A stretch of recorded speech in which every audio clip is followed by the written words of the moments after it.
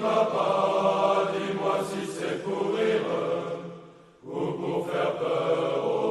Si l'on va de Gravelines jusque la côte belge, on va trouver de multiples représentants de ces phases, soit de préparation des conflits avec des systèmes défensifs tels que le bastion devant lequel on se trouve, mais aussi des effets de construction du mur de l'Atlantique avec des fortifications issues des travaux des troupes allemandes qui employaient pour ce faire l'ESTO et un certain nombre de travailleurs contraints pour empêcher le débarquement dans ce site. On sait où a eu lieu le débarquement.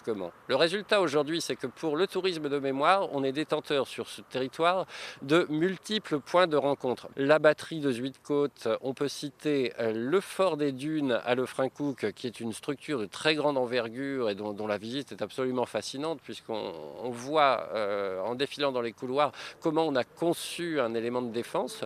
On a encore un fort dans Petite-Sainte, qui est un espace un petit peu oublié, un peu énigmatique, mais qui correspond à cela. C'est un devoir où tous les papas s'en vont. Embrasse-moi, petite fille chérie. Ici, les Anglais ils viennent pas visiter un musée parce qu'ils connaissent l'histoire. Par contre, je pense qu'ils cherchent à retrouver des traces. On peut considérer que c'est un pèlerinage.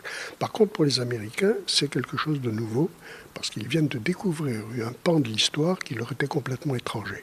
Et ils se rendent compte que peut-être que la Normandie est très attachée à ce qui s'est passé à Dunkerque, parce que Dunkerque a permis le débarquement en Normandie. Beaucoup de Britanniques qui étaient ici se sont retrouvés sur les plages de Normandie. Et ça, il faut qu'on le sache.